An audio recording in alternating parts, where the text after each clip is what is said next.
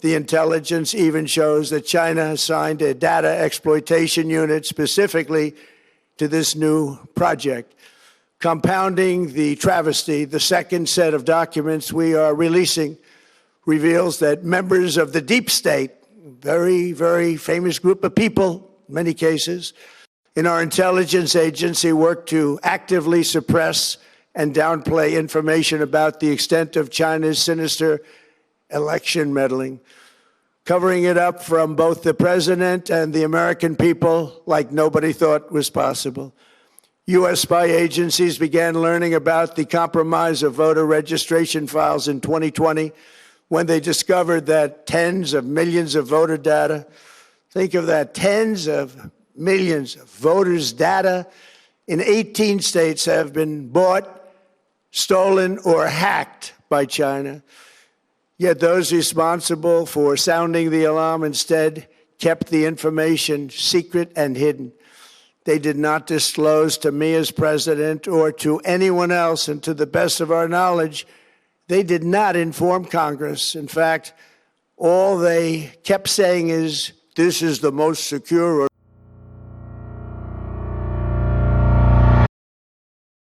Asking for her affidavit, and I couldn't reach her. But just like you, I'm telling you firsthand what she said to me. Sure. And I think they audio recorded me talking to them saying, she said to me this. You know what I'm saying? And I think they used that to go to the FISA court. But I'm not positive. I know Sidney Powell's team was working on it, and I'm not sure exactly. By the way, we work with them on a variety of fronts, including she's an advisor to one of our nonprofits, True the Vote. So just full disclosure here, we have a few connections. We don't work with her on what we call our whistleblower program. But just, I didn't want you to think that, I was not telling you something that might or might not be material. But. Gotcha. Exploitation and foreign interference. Just as disturbingly, this vital information has for many years been covered up and hidden from you, the American people, our beautiful, our great American people. But that all changes right now. The documents we will release starting tonight have been gathered by the White House Government Transparency Task Force, a great group of people, along with the staff of the President's Intelligence Advisory Board, supported by our top intelligence agency chiefs, who have all personally reviewed the findings. We are presenting this evening and fully confirmed their authenticity. You can see these documents for yourself at whitehouse.gov. That's whitehouse.gov. Go check it out. Our purpose in disclosing this information is not to weaken confidence in election, but to earn that confidence by confronting vulnerabilities and correcting them very, very quickly. And that's what we're doing. The documents cover 5 major areas of concern. First, they show that over a period of years, starting during the 2020 election cycle, the People's Republic of China carried out what is believed to be the largest compromise of election data in history, resulting in China's illicit acquisition of 220 million U.S. voter files. That information includes names, addresses, phone numbers, political party preferences, and other sensitive data that would be needed to register to vote and engage in other nefarious activities, which is exactly what was happening. This data loss presents an unprecedented election security nightmare. The intelligence even shows that China assigned a data exploitation unit specifically to this new project. Compounding the travesty, the second set of documents we are releasing reveals that members of the deep state, very, very famous group of people, in many cases, in our intelligence agency work to actively suppress and downplay information about the extent of China's sinister election meddling, covering it up from both the president and the American people like nobody thought was possible.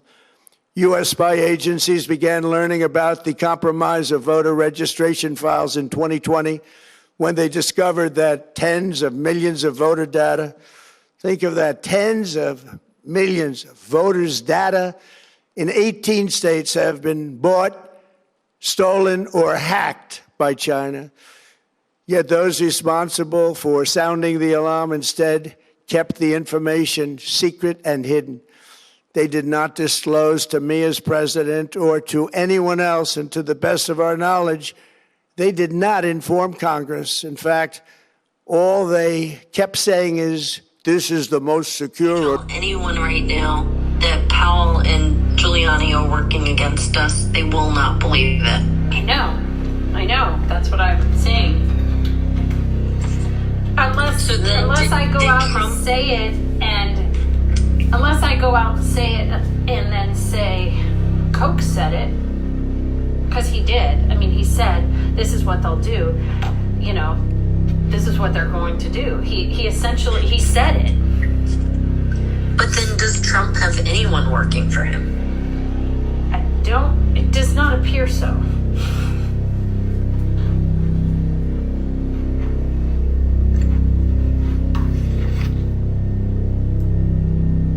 All right, so then here's the other message I got today. So you know Charlie Kirk, right? Right. Yes. Okay. And then you know Tyler Boyer is his COO, and he's now the national committeeman for the state of Arizona. And getting him elected, I played a role in it, and establishment people got furious with me, so I figured out, yeah, I'm doing the right thing. Okay, so he wrote to me this morning, happy birthday, so proud of everything you're doing as a patriot. I'm proud of everything you're doing.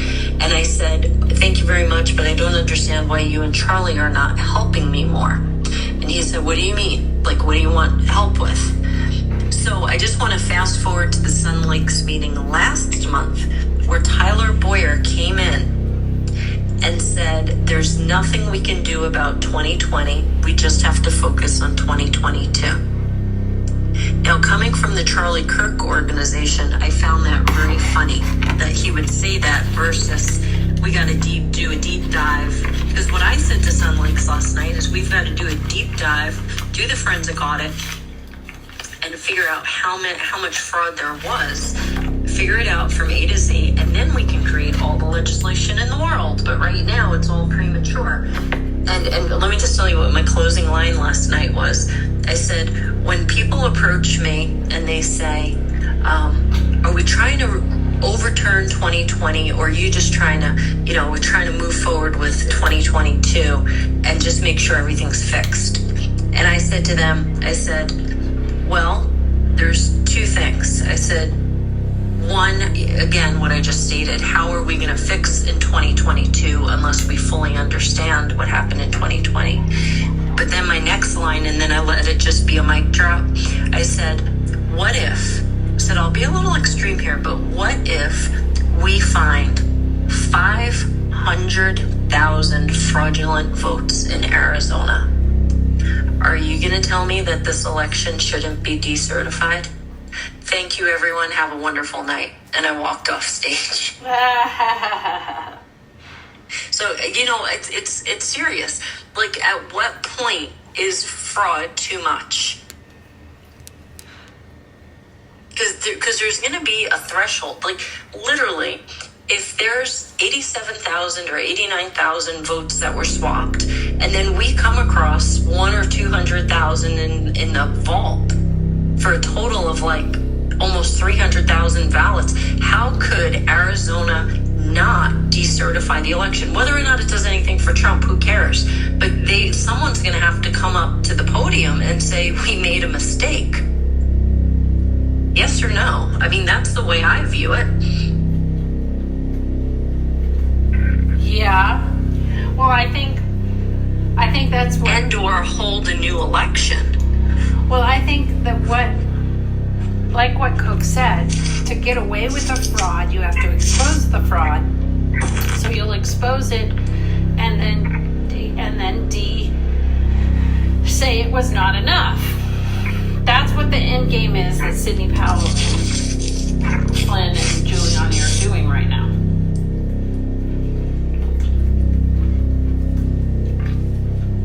Should I just call that out now?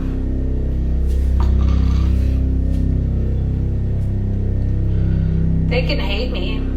I could be the Everything else Coke said was accurate, right? Mm-hmm. How does he know so much information? Exactly. That's why I'm saying, should I just call it out now? Because after the fact, people won't believe it. But if I call it out now... Or is Coke Q? I don't think he's cute. What was his background? I'm sorry, I'm choking. All right, what was his background? Coke's background? He's a Coke. Was he the high? He's a Coke family member. Koch brothers. And he's on the security detail?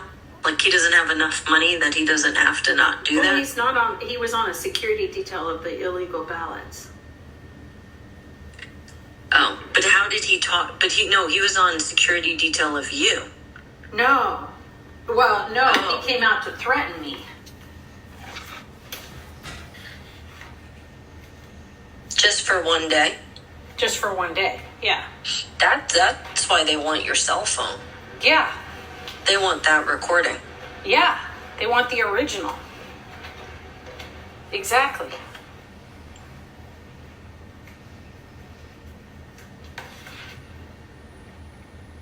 Yeah, I think maybe you should call it out now. It's going to be a mic drop moment. Because when I it's going to be a mic drop moment when it happens on the 18th, what I say. So if you look, so I said in December that Deutsche Bank I posted a post that says, please don't concede, Mr. President, even if Deutsche Bank, I posted that in December, and then right before Trump walks away, they do all that Deutsche Bank stuff. Right. So it's like, clearly he knew something. He knew the plan. But they have not publicly forgiven his loans. But then is that something we According to know Kelly, about? according to Kelly, they have. Kelly Townsend. Yeah. She has some sort of information about that.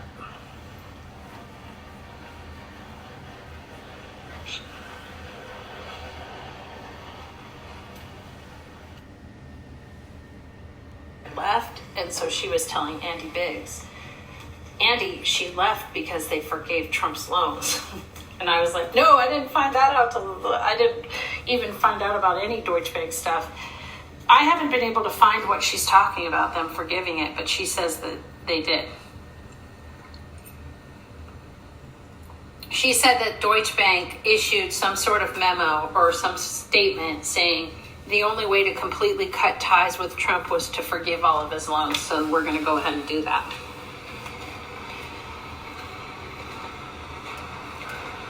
I mean, Trump's net worth, $481 million, isn't even that much money.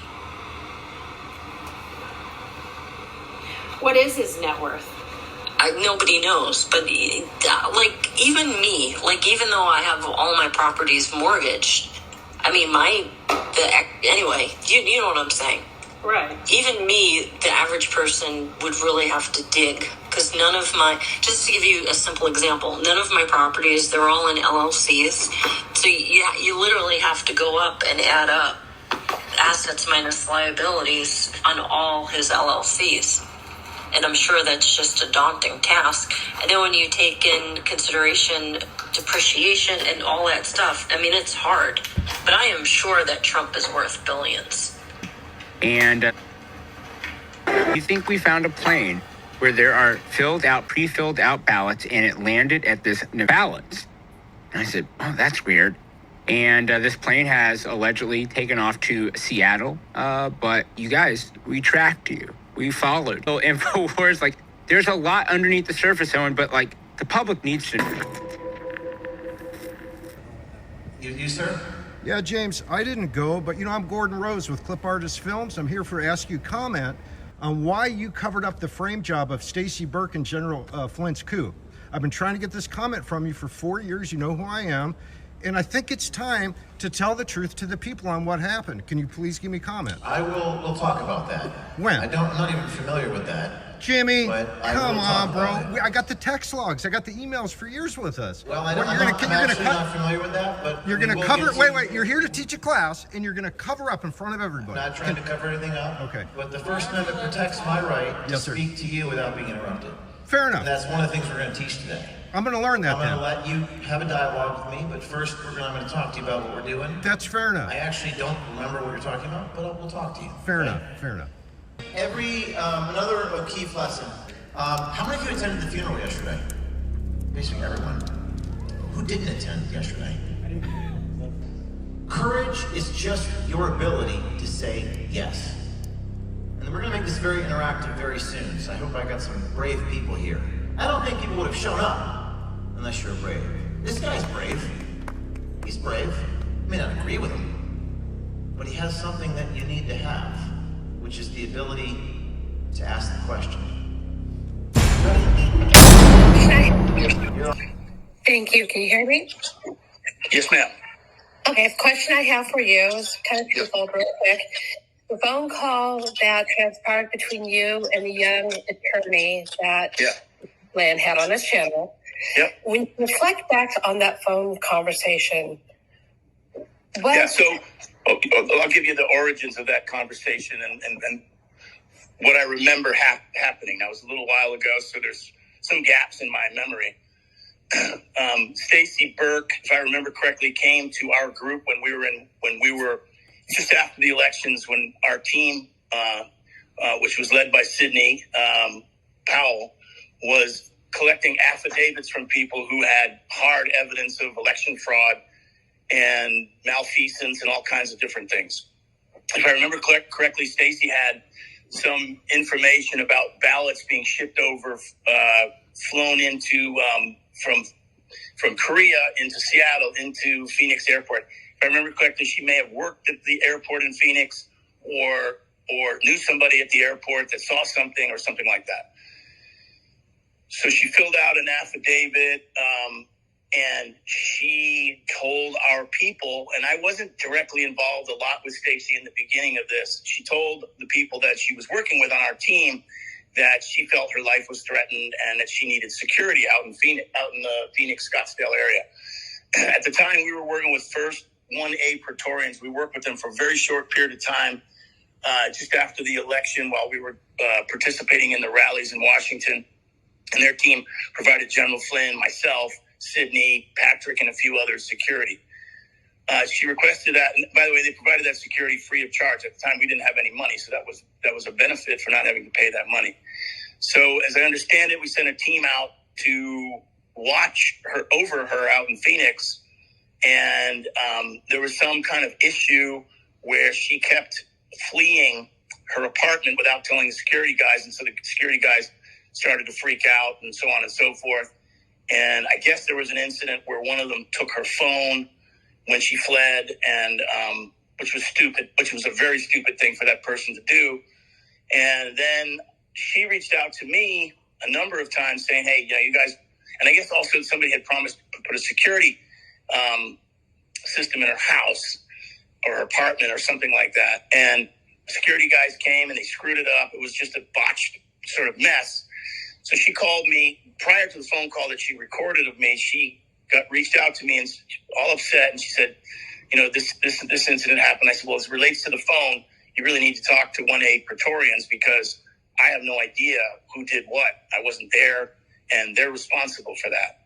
As it related to the security system, I told her, whatever damages were done to your house or anything, please send me an invoice and I'll have you reimbursed. And I told her that a number of times. I remember having phone calls about her with that. And that phone call she recorded was the last phone call I had with her with regards to this issue. And I did lose my temper. I lost my temper. I got frustrated, lost my temper. And I just, I was very busy at the time. I was working on the election integrity stuff with DTR and America Project. And I have another business that I run. So she caught me at an off time in the afternoon when I was super busy. And I lost my temper, and I shouldn't have. And but then, you know, Stacey never really followed through with any of the receipts to help her get reimbursed, and it was a mess. And so, you know, that conversation I had with her there was the last time I heard from her. I heard some other stuff that she fled. She went to the Mexican border. She was doing some things. But you know what? I try not to get involved in drama of other people. I felt badly that I lost my temper with her, and clearly she recorded that, put it out on the internet. So I'm explaining to you what I remember happening.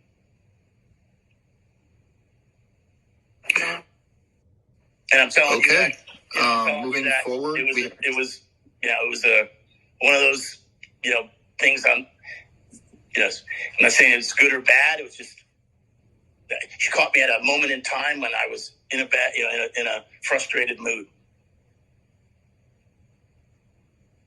Okay. Understood.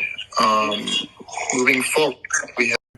The intelligence even shows that China has signed a data exploitation unit specifically to this new project.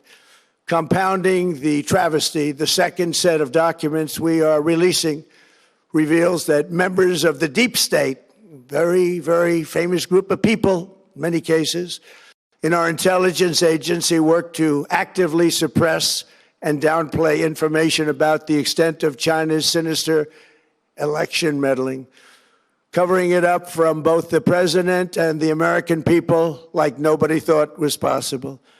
U.S. spy agencies began learning about the compromise of voter registration files in 2020 when they discovered that tens of millions of voter data, think of that, tens of millions of voters' data in 18 states have been bought, stolen, or hacked by China. Yet those responsible for sounding the alarm instead kept the information secret and hidden.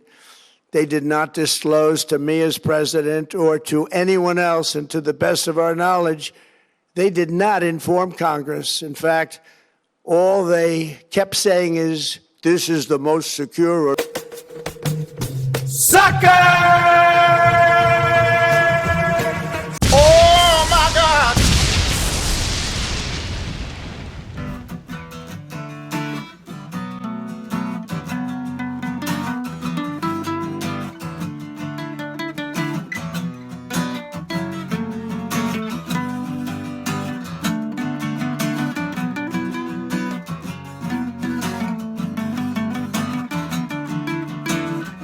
Took the flowers you gave me and I put them in the bathtub. Tried to make a perfume out of them.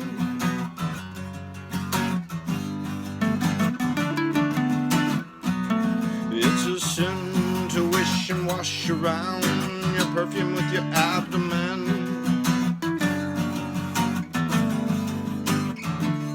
Don't be so hard on yourself. It's okay, we're all trying to try.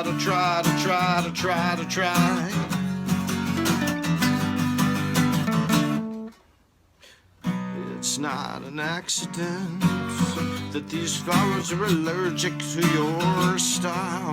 It's your own to learn, to burn, to learn, but at least you'll smell good. At least you'll smell good.